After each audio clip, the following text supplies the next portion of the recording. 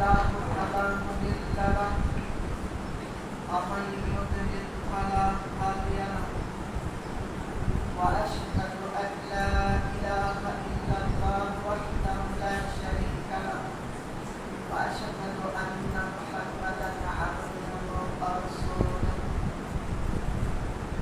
أعوذ بالله من الشيطان الرجيم يا أيها الذين آمنوا اتقوا الله حق تقاته ولا تموتن إلا وأنتم مسلمون يا أيها الناس اتقوا ربكم الذي خلقكم من نفس واحدة وخلق منها زوجها وبث منهما رجالا كثيرا ونساء واتقوا الله الذي تساءلون به والأرحام إن الله كان عليكم رقيبا يا أيها الذين آمنوا اتقوا الله وقولوا قولا سديدا يصلح لكم أعمالكم ويغفر لكم ذنوبكم ومن يطع الله ورسوله فقد فاز فوزا عظيما أما بعد أعوذ بالله من الشيطان الرجيم بسم الله الرحمن الرحيم يا أيها الذين آمنوا توبوا إلى الله توبة نصوحا عن أبي هريرة رضي الله عنه قال قال رسول الله صلى الله عليه وسلم الله إني لأستغفر الله وأتوب إليه في اليوم أكثر 70 مرة সমস্ত প্রশংসা সেই আল্লাহ তাআলার জন্য যে আল্লাহ তাআলা আমাদেরকে এই পৃথিবীতে সৃষ্টি করেছেন, যে আল্লাহ তাআলা আমাদেরকে এই পৃথিবীতে বিভিন্ন রিজিকের ব্যবস্থা করে দিয়েছেন, যে আল্লাহ তাআলা আমাদেরকে এখনো পর্যন্ত পৃথিবীতে জীবিত রেখেছেন। আমরা সেই আল্লাহর শুকরিয়া আদায় করে আমরা সকলে বলি আলহামদুলিল্লাহ। আমাদের প্রিয় নবী হযরত মুহাম্মদ সাল্লাল্লাহু আলাইহি ওয়াসাল্লাম যার অনুসরণ অনুকরণ করে চললে, যার স্টাইল নিয়ে চললে, যার মডেল নিয়ে চললে পরকালে আমাদের জন্য রয়েছে সেই কাঙ্ক্ষিত শান্তিময় জান্নাত। আমরা সেই নবীর প্রতি ছোট্ট একটি দরুদ পাঠ করি। আমরা সকলে বলি আল্লাহুম্মা সাল্লি আলাইহি আল্লাহুম্মা বারিক আলাইহি। সম্মানিত উপস্থিতি, আজকে আমার এই সংক্ষিপ্ত জুমার আলোচনার বিষয় হচ্ছে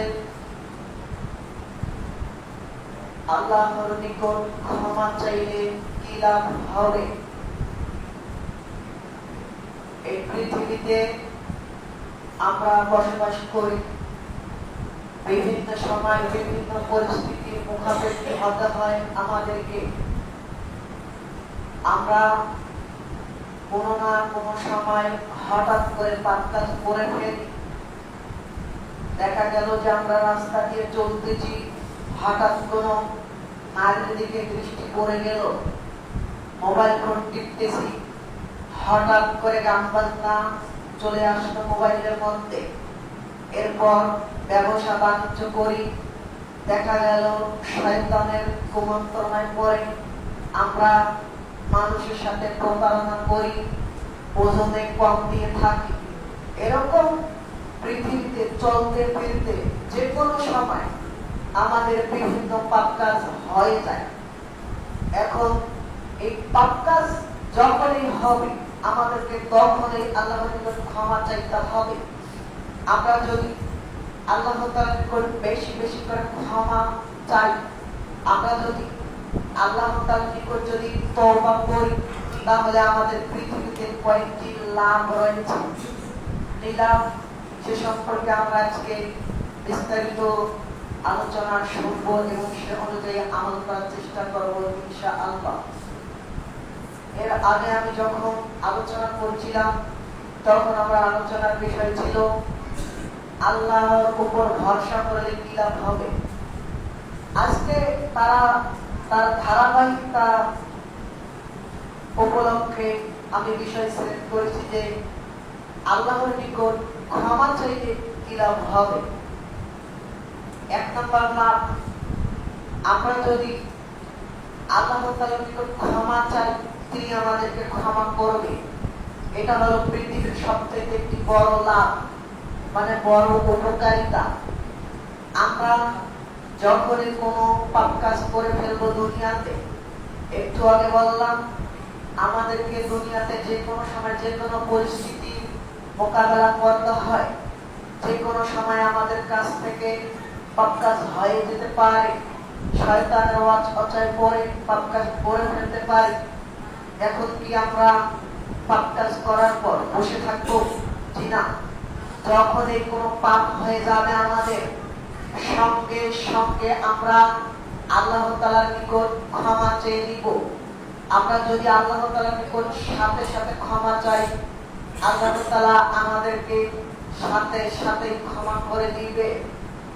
এই প্রসঙ্গে আল্লাহ তাআলা পবিত্র কোরআনুল কারীমে বলেন, সূরা আত-তাহরীম অধ্যায় নম্বর 66 আয়াত নম্বর 10, আল্লাহ তাআলা বলছেন, ইয়া আইয়ুহাল্লাযীনা আমানু, হে ঈমানদাররা, তুবু ইলাল্লাহি, তোমরা আল্লাহ তাআলার নিকট ক্ষমা চাও। আমাদেরকে আল্লাহ তাআলার নিকট ক্ষমা চাইতে হবে একনিষ্ঠতা সহকারে।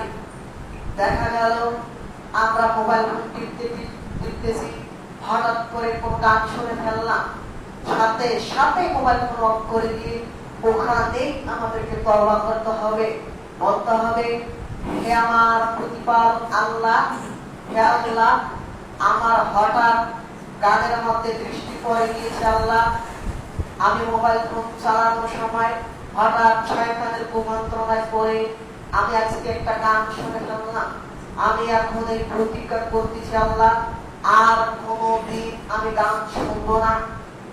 এভাবে যদি কোন পাপ কাজ করে ফেলে, সাথে সাথে আপনি আল্লাহর নিকট ক্ষমা চাইবে, আল্লাহ সাথে সাথে আপনার পাপ ক্ষমা করে দিবে।